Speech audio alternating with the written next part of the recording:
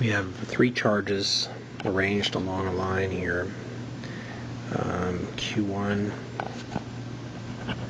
which is positive 4.4, and then Q2, which is negative 3.0, and Q3 here.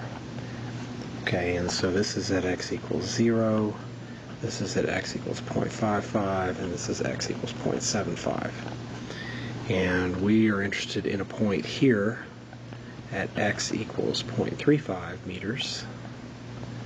We want to know what is the electric field at that point due to charges 1, 2, and 3. So let's start with the electric field due to charge 1. That electric field points radially away from charge 1, so E1 looks like that. The electric field due to charge 2 points radially inward toward charge 2, so it's also going to be in that direction to the right. And the electric field due to charge 3 points radially away from charge 3, and so it's going to point to the right. Sometimes people get the idea that, well, maybe we shouldn't consider Q3 here because Q2 might block it or something, but that's not the case. You don't block an electric field any more than you can block gravity. It's E3 is still going to be present over here, and even over here if you want. Okay, so now it's just a matter of determining the magnitudes of each of these. My sign convention for this problem is going to be to the right is positive and to the left is negative, just for the record. All right, so E1, the electric field due to charge 1 has a magnitude of K Q1 over R1, Q1 over R1 squared. Q1 was 4.4 microcoulombs. And then R1, well, if Q1 is at 0, and the point here is at 0.35, that'd be 0.35 squared. Right, that distance right there is 0.35. That works out to be 323,265 volts per meter. All right, E2.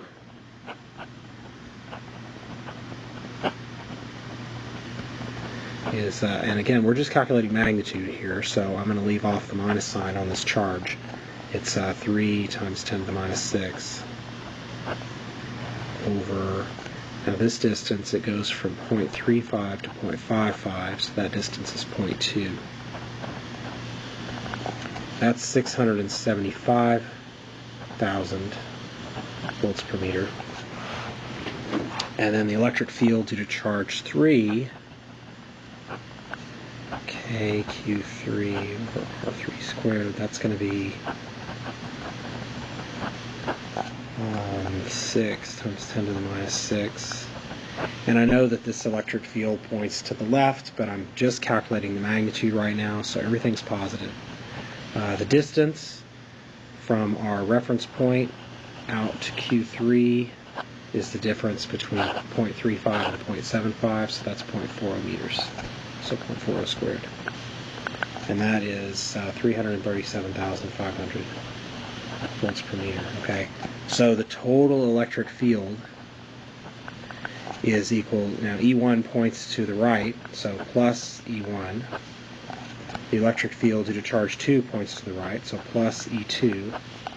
And the electric field due to charge 3 points to the left, so minus E3. Okay? So for each electric field, I got magnitude, direction, magnitude, direction, magnitude, direction. That prevents a lot of mistakes.